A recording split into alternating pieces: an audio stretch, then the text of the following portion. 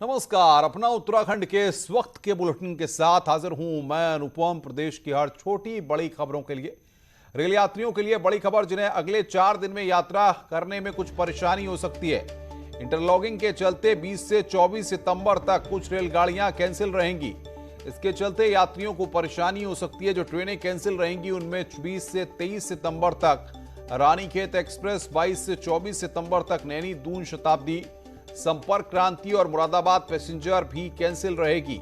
ये बड़ी खबर इस वक्त हमारे पास आ रही है। हल्द्वानी से बड़ी खबर, कैंसिल रहेंगी ट्रेनें।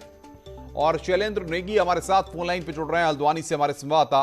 शैलेंद्र, क्या अपडेट है? कौन कौन सी ट्रेनें कैंसिल रहेंगी और क्या वैकल्पिक इंतजाम इसके लिए किए गए हैं? देखिए, जो 4 ट्रेनें हैं मेन, उनको कैंसिल किया गया है। काठगोदाम से जैसलमेर को जाने वाली जो रानीखेत एक्सप्रेस है उसको कैंसिल किया गया है। उसके अलावा काठगोदाम से देहरादून जाने वाली जो नैनी दून जनशताब्दी एक्सप्रेस है उसको भी कैंसिल किया गया है। और काठगोदाम से दिल्ली जाने वाली जनसंपर्क क्रांति जो है उसको भी कैंसिल किया गया है। यानी 20 से 24 सितंबर के बीच का ये ड्यूरेशन है जब ट्रेनें कैंसिल रहेंगी। इसके अलावा काठगोदाम से मुरादाबाद के बीच में जो चलने वाली पैसेंजर ट्रेन है उसको भी कैंसिल किया गया है। साथ ही हावड़ा से काठगोदाम को जाने वाली, हावड़ा से जो काठगोदाम को आती है ट्रेन, उसका रूट बदला गया है। उसके अलावा काठगोदाम से नई दिल्ली को जाने वाली जो शताब्दी ट्रेन है उसका रूट बदला गया है, क्योंकि रामपुर के पास ये पूरा का पूरा लॉकिंग का काम चलना है, इंटरलॉकिंग का काम चलना है, जिसके कारण जो है कुछ ट्रेनों का रूट डाइवर्जन किया गया है और कुछ ट्रेनों को जो है रद्द करना पड़ा है। और यात्रियों की सुविधा के लिए फिलहाल रेलवे ने किसी तरह का कोई वैकल्पिक इंतजाम नहीं है। वो बसों से जा सकते हैं क्योंकि बस का रूट खुला हुआ है। लेकिन जो ट्रेनों से सफर करने वाले यात्री हैं, जो लंबा सफर करने वाले यात्री हैं, विशेष तौर पे यहाँ से हावड़ा तक सफर करने वाले लोग हैं, उनको लंबे रूट से होकर के जाना पड़ेगा। और कुमाऊं से काठगोदाम से लेकर के जैसलमेर की यात्रा दिल्ली से होते हुए जो करते हैं उन लोगों को। बिल्कुल शैलेंद्र, बहुत बहुत शुक्रिया आपका हमारे साथ जुड़ने के लिए और तमाम अपडेट्स देने के लिए। शैलेंद्र नेगी हमारे संवाददाता इस वक्त की बड़ी खबर पर हमें अपडेट दे रहे थे।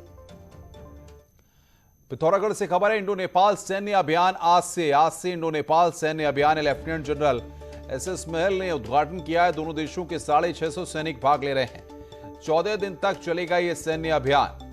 पिथौरागढ़ से इस वक्त की बड़ी खबर, इंडो नेपाल सैन्य अभियान, दो देशों के 650 सैनिक भाग ले रहे हैं। 14 दिन तक यह सैन्य अभियान चलेगा। इंडो नेपाल सैन्य अभियान यह है, आज से इसकी शुरुआत हो रही है। जनपद चमोली में भारी बारिश के चलते जहां नारायणबगड़ थराली मोटर मार्ग बाधित हो गया है, वहीं नाले में आए भारी मलबे के चलते दोपहिया वाहनों के साथ ही कई कारों में भी मलबा घुस गया। नाली में भारी मलबा आया उस वक्त आसपास के इलाके में कोई नहीं था, वरना यहां कोई बड़ा हादसा भी हो सकता था।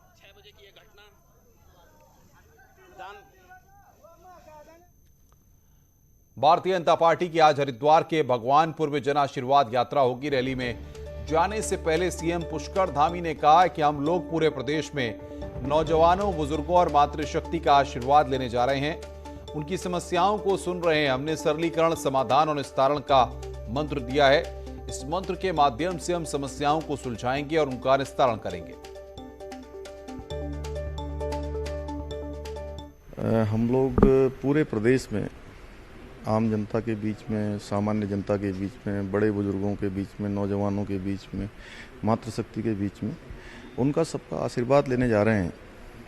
हमारी भावना है, हमारा एक सोच है कि हम उत्तराखंड के हर कोने में जाएंगे, वहाँ से लोगों की समस्याओं को सुनेंगे, उनसे बात करेंगे, संवाद करेंगे और सरलीकरण, समाधान और निस्तारण जो हमने एक मंत्र दिया है, उस मंत्र के माध्यम से सभी जो काम हमारे रुके हुए हैं, जो काम हो सकते हैं, उनको हम प्रोसेस में लाएंगे। हरिद्वार जिले में भगवानपुर में जन आशीर्वाद की रैली है, उससे पहले रुड़की में एक कार्यक्रम है। तो इस प्रकार से जो हमारा एक चुनाव की दृष्टि से कार्यक्रम वो निरंतर जारी है। रुड़की से खबर है, जहां पर आज बीजेपी ओबीसी मोर्चा की बैठक हो रही है। वहीं इस प्रदेश कार्य समिति की बैठक में सीएम पुष्कर सिंह धामी भी शामिल होंगे। देहरादून रोड पर एक होटल में हो रही बैठक में ओबीसी मोर्चा से जुड़े अधिकारी मौजूद हैं। बैठक में 2022 में होने वाले चुनाव को लेकर रणनीति बनाई जाएगी।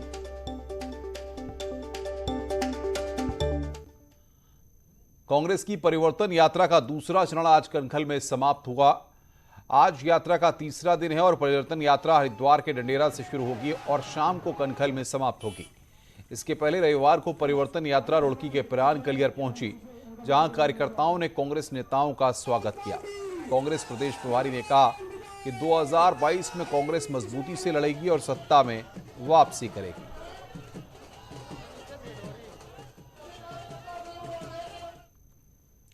काशीपुर में कांग्रेस के बूथ स्तर पर नब्ज टटोलने के लिए पूर्व शिक्षा मंत्री प्रसाद नैथानी ने पदाधिकारियों और कार्यकर्ताओं के साथ बैठक की, जहां नैथानी ने कार्यकर्ताओं और बूथ नगर और ग्रामीण स्तर पर मजबूत होकर काम करने की नसीहत दी है।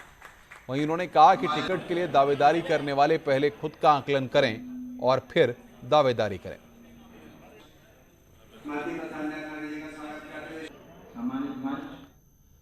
चारधाम यात्रा की शुरुआत हो चुकी है और पिछले 2 दिनों में करीब 2500 से ज्यादा लोग दर्शन कर चुके हैं। आज यात्रा का तीसरा दिन है, लेकिन अब तीर्थयात्रियों के लिए मौसम बाधा बन सकता है, क्योंकि मौसम विभाग ने अगले पूरे हफ्ते बारिश का अलर्ट जारी किया है, जिससे इलाके में सर्दी बढ़ सकती है। साथ ही सड़कों की भी परेशानी आ सकती है।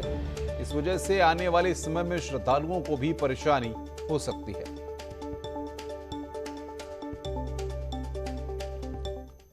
चारधाम यात्रा शुरू होने के बाद केदारनाथ धाम की रौनक लौटने लगी है। धाम में एक दिन में 800 तीर्थयात्रियों के दर्शनों की अनुमति है। वहीं धाम में बढ़ती ठंड को देखते हुए तीर्थयात्रियों से गर्म कपड़े साथ रखने को कहा गया है। यात्रा खुलने से केदार घाटी के लोगों में उत्साह है। यात्रा पड़ाव पर तीर्थयात्रियों की चहलकदमी से वीरान पड़े बाजारों में रौनक लौट आई है। वहीं यात्रा को लेकर पुलिस फोर्स की भी तैनाती बढ़ा दी गई है। आ सकते हैं यात्रा पे और केदारनाथ धाम में आप सभी देशवासियों का हार्दिक स्वागत। और आप खासकर जितने भी श्रद्धालु केदारनाथ धाम में पधारते हैं, आप स्वच्छता पर विशेष ध्यान रखें। स्वच्छता का, हमारी प्रकृति का आप नियमों का पालन करें। पुलिस की तरफ से यात्रा खुलने की दिशा में पूरी रूप से तैयारी कर ली गई है। फोर्स हमारे पास अवेलेबल है, कहाँ कितना फोर्स लगाना है और क्या क्या ड्यूटीज लगानी है, वो सारी पूरी व्यवस्था हमारी तरफ से हो रखी है। चारधाम यात्रा की शुरुआत हो गई है, तो अब यात्री हेलीकॉप्टर से भी धाम पहुंच रहे हैं। बद्रीनाथ धाम में यात्रा शुरू होने के बाद दूसरे दिन हेलीकॉप्टर से श्रद्धालु पहुंचे। वहीं बद्रीनाथ में दर्शन के बाद सभी श्रद्धालु केदारनाथ गए। हेली संचालक का कहना है कि सरकार द्वारा जारी एसओपी के बाद ही यात्रियों को हेली सेवा के जरिए धाम तक पहुंचाया जा रहा है। इससे सरकार के आदेशों के पालन के साथ ही कोरोना संक्रमण को रोका जा सके। पहली बार आज हेरिटेज एविएशन का यहाँ पर हेलीकॉप्टर पहुँचा है और इसमें 5 लोग आए हैं, दर्शन करने के लिए आए हैं। और मेरे को लगता है कि इसके बाद शायद दर्शनार्थियों की संख्या और ज़्यादा आएगी। हेलीकॉप्टर के माध्यम से और गाड़ियों के माध्यम से यहाँ और भी लोग आएंगे। आगे बढ़ते हैं। नैनीताल पुलिस ने बिना लाइसेंस के टूरिस्ट गाइडों और प्राइवेट नंबरों से सवारी ढो रहे गाड़ियों पर कार्रवाई शुरू कर दी है। एसएसपी नैनीताल ने एक हफ्ते में ऐसे सभी फर्जीवाड़े पर कार्रवाई की रिपोर्ट मांगी है। दरअसल लंबे समय से नैनीताल को शिकायतें मिल रही थी कि बाहरी लोग बिना किसी लाइसेंस के नैनीताल में कारोबार कर रहे हैं और कई बार वारदातों को अंजाम दे रहे हैं। कई फर्जी गाइड भी काम कर रहे हैं, जिसके बाद पुलिस ने कार्रवाई शुरू कर दी है। इसमें हमने सीओ नैनीताल को 1 हफ्ते का टारगेट दिया है कि 1 हफ्ते में उन सभी गाड़ियों के साथ ही साथ जो गाइड्स हैं, गाइड्स की भी काफ़ी शिकायत आई है कि अनऑथराइज्ड और अनरजिस्टर्ड गाइड्स जो हैं वो घूम रहे हैं यहाँ पे और टूरिस्ट को मिसगाइड भी करते हैं। तो टैक्सीज़ एंड गाइड्स दोनों का सत्यापन का एक अभियान चलाया जाएगा 1 हफ्ते का, और उसके बाद में फिर आइडेंटिफिकेशन और जो सत्यापन है उसको एक प्रॉपर रूप दिया जाएगा, ताकि हम आइडेंटिफाई कर सकें कि कौन से हमारे रजिस्टर्ड हैं और कौन से बाहर के हैं। आगामी विधानसभा चुनाव के लिए भाजपा सेटिंग विधायकों की मुसीबतें यहां पर बढ़ती जा रही हैं। ऋषिकेश की कृष्णा कॉलोनी के लोग क्षेत्रीय विधायक प्रेमचंद अग्रवाल से काफी नाराज हैं कि इन सरकार की कोई भी योजनाएं इस कॉलोनी में लागू नहीं है। यहां तक कि मूलभूत सुविधाओं को लेकर सालों से लोग परेशान हैं। इस बार के विधानसभा चुनाव में कृष्णानगर कॉलोनी के लोगों ने चुनाव बहिष्कार करने का फैसला किया है। प्रधानमंत्री की योजना भी उन्होंने, जो शौचालय योजना थी और उज्ज्वला योजना थी, उसको भी लागू नहीं किया। तो प्रधानमंत्री कृपा पात्र विधायक उनकी लहर में जीते हुए और उन्हीं काम नहीं कर रहे, केवल वहाँ के लोगों को भीड़ का हिस्सा बना रखा। रैली होनी है, कॉलोनी वाले आ जाओ, बहिष्कार, पूरा बहिष्कार, वोट का बहिष्कार है जी वहाँ का। टिहरी जिले के दूरदराज के इलाकों में अस्पतालों में स्वास्थ्य सुविधाओं को लेकर मिल रही शिकायत के बाद सीएमओ द्वारा अधिकारियों को सख्त निर्देश जारी किए गए हैं और स्वास्थ्य सुविधाओं में लापरवाही की शिकायत पर संबंधित अधिकारी और कर्मचारी के खिलाफ कड़ा एक्शन लिया गया है। प्रतापनगर, घनसाली, लमगांव और जाखड़ीधार क्षेत्र में अस्पतालों में मरीजों को सही इलाज नहीं मिलने और डॉक्टरों स्टाफ की ड्यूटी से नदारद होने की शिकायत मिल रही थी। इस पर सीएमओ ने कड़ा एक्शन लेते हुए निर्देश जारी किए हैं। इनको पहले ही निर्देश दे दिए गए थे कि अस्पतालों में ये छोटी छोटी दिक्कतें हैं वो अपने स्तर से उनको दूर करें, जिससे कि जनता को किसी तरह की कहीं कोई परेशानी ना हो। खटीमा के सुरई रेंज के ककराहा नाले में लोग अब मगरमच्छों का दीदार कर सकेंगे। वन विभाग मगरमच्छों के संरक्षण और पर्यटन को बढ़ावा देने के लिए सुरई वन क्षेत्र में मगरमच्छ सफारी कराने की तैयारी में जुट गया है। WWF और WWI ने इस नाले पर मगरमच्छों के संरक्षण को लेकर सर्वे भी कर लिया है, जिसमें 100 से ज्यादा मगरमच्छ पाए गए हैं। सीएम पुष्कर धामी की घोषणा में शामिल होने के चलते वन विभाग ने भी कवायद शुरू कर दी है। Wild life conservation plus tourism के लिए जो है खोला जाएगा और इसमें जो है हमारा एक क्रोकोडाइल पूल बनेगा और क्रोकोडाइल जिसमें जो है क्रोकोडाइल से संबंधित इंफॉर्मेशन शेयर की जाएगी। उत्तराखंड में नशा मुक्ति के संदेश के साथ एक बार फिर गढ़वाल मैराथन का आयोजन होने जा रहा है। कोटद्वार में 1 अक्टूबर को होने वाली गढ़वाल मैराथन में प्रदेश भर से आए हजारों युवा हिस्सा लेंगे। साल 2019 में पहली बार गढ़वाल मैराथन का आयोजन किया गया था। इसमें विदेशों से आए एथलीट्स ने भी हिस्सा लिया था। वहीं कोरोना काल के बाद ये पहला मौका है जब दोबारा से मैराथन का आयोजन होने जा रहा है। वीरचंद्र सिंह गढ़वाली स्मृति संस्था की ओर से उनकी पुण्यतिथि के मौके पर होने वाली मैराथन को लेकर इन दिनों कोटद्वार में तैयारियां जोरों पर हैं। ये कैटेगरी जो स्कूली छात्रों के लिए है वो 7 किलोमीटर का कैटेगरी है। वो कोड़े से देवी मंदिर से फिर मॉडल शरीफ है। दूसरी कैटेगरी ओपन जो महिलाओं के लिए रखी गई है उसमें कम से कम 11-12 किलोमीटर। पितृपक्ष के मौके पर हरिद्वार के नारायणी शिला मंदिर पर लोग पितरों के श्राद्ध के लिए पहुंच रहे हैं। नारायणी शिला मंदिर पर दूर दूर से लोग पितरों की शांति के लिए पूजा करने आते हैं। आज से शुरू होकर 16 दिनों तक पितृपक्ष चलेंगे। मंदिर के पुरोहित पंडित मनोज त्रिपाठी का कहना है कि पितृपक्षों के दिनों में दिवंगत पूर्वज अपनी मृत्यु की तिथियों पर अपने वंशजों से श्राद्ध देने के लिए धरती पर आते हैं। इसलिए जो इन दिनों में जो भी दान दिया जाता है उसका लाभ सीधे दिवंगत पितरों तक पहुंचता है। हम जो भी श्रद्धा पूर्वक पितृ निमित्त कार्य करते हैं वो श्राद्ध कहलाता है। हमने गाय दान करी, भोजन कराया, ब्राह्मण भोजन कराया, हमने तर्पण दिया, पिंडदान किया, स्वर्ण दान किया, ये जितने इस समय श्रद्धा पूर्वक पितरों के निमित्त कार्य करेंगे ये सब श्राद्ध कहलाता है। खबरों का सिलसिला लगातार जारी है। फिलहाल रुकने एक ब्रेक के लिए, ब्रेक के बाद जल्द हाजिर होते हैं। स्वागत है। ब्रेक के बाद राज्य निर्माण के समय जो नियमावली सरकारी कर्मचारियों के लिए सरकार ने बनाई थी, अब उससे कर्मचारी परेशान होने लगे हैं। आचरण नियमावली को कर्मचारी संघों ने बदलने की मांग की है। उनका कहना है कि मीडिया और सोशल मीडिया के दौर में कर्मचारी अपनी बात अगर लिखता या बोलता है तो उसके खिलाफ विभागीय कार्रवाई की जा रही है। ऐसे में संघों ने कर्मचारी आचरण सेवा नियमावली में बदलाव की मांग की है। वहीं कर्मचारी संघों से जुड़े कुछ लोगों का कहना है कि यह अभिव्यक्ति की आजादी के खिलाफ है। आचरण नियमावली के उन प्राविधानों में संशोधन कराया जाए जहां पर संगठनों को मान्यता दी जाती है, जहां संगठनों को स्वायत्ता दी जाती है अपने मूल उद्देश्यों की पूर्ति के लिए, अपनी बात को रखने के लिए मीडिया का और सोशल मीडिया का सहारा जहां लेते हैं, वहां पर इस तरह की घटनाएं बड़ा दुखद हैं। और कि जब उत्तराखंड राज्य प्राप्ति के आंदोलन में इस राज्य के समूचे कार्मिक समुदाय ने अपनी नौकरी को दांव में लगाकर 94 दिन की हड़ताल की थी, उस समय ये आचरण नियमावली कहाँ गई थी?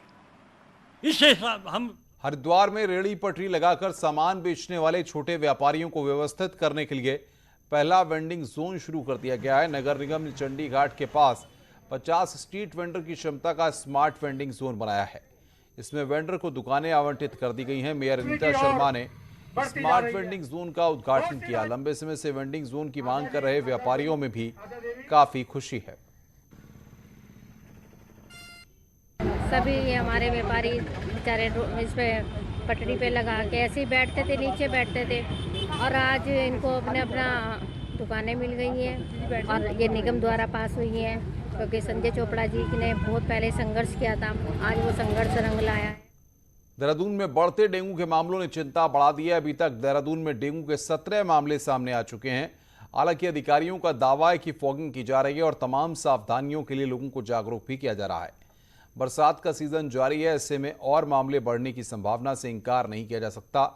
नगर आयुक्त ने भी बताया है कि डेंगू को लेकर लोगों को जागरूक किया जा रहा है। डेंगू को लेकर सोर्स रिडक्शन की कार्रवाई, फॉगिंग और लार्विसाइडल का स्प्रे, ये तीनों कार्य चल रहे हैं।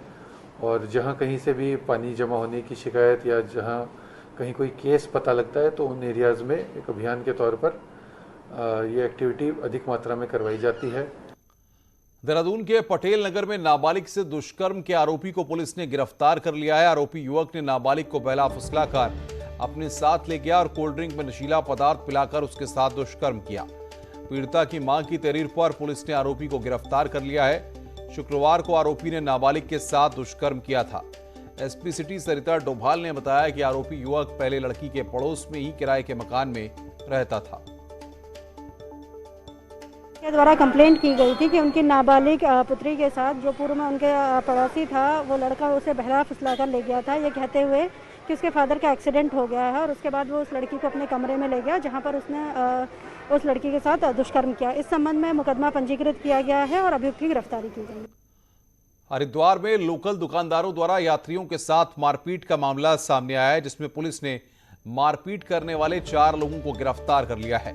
दरअसल हरिद्वार गंगा स्नान करने के लिए देहरादून से यात्रियों का एक परिवार पहुंचा हुआ था। पंतदीप पार्किंग में बने शौचालय में पैसों के लेन देन को लेकर यात्रियों और शौचालय संचालक के बीच कहासुनी हो गई। देखते ही देखते कहासुनी इतनी बढ़ गई कि शौचालय संचालक और पास के दुकानदारों ने यात्रियों के साथ मारपीट कर दी। मौके पर मौजूद किसी व्यक्ति ने पूरी घटना का वीडियो बना लिया। रामनगर में देर शाम को एक व्यक्ति की पानी में बहकर जान चली गई। बताया जा रहा है कि यह व्यक्ति चोरपानी के पास बड़ी नहर में गिर गया, जिसकी सूचना पर फायर ब्रिगेड ने मुस्तैदी दिखाते हुए उसे बचाने के प्रयास किए, लेकिन उसे बचाया नहीं जा सका। टीम ने उसके शव को हाथी डंगर से बरामद किया है। मृतक की फिलहाल शिनाख्त नहीं हो सकी है।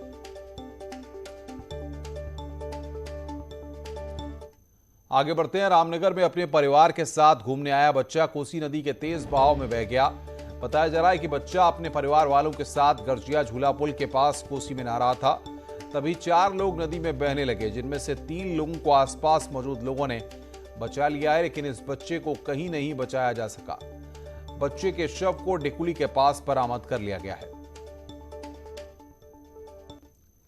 चमोली के नारायण बगड़ के पिंडर नदी में फंसी गाय को पुलिस और एनडीआरएफ की टीम ने रेस्क्यू किया। बताया जा रहा है कि पुलिस को जानकारी मिली थी कि एक गाय नदी के दोनों छोर पे 2 दिनों से फंसी हुई है, जिसके बाद टीम ने रेस्क्यू अभियान चलाया और 3 घंटे की कड़ी मशक्कत के बाद गाय को नदी से बाहर निकाला जा सका। खबरों का सिलसिला लगातार जारी है। फिलहाल इस बुलेटिन में इतना ही। नमस्कार।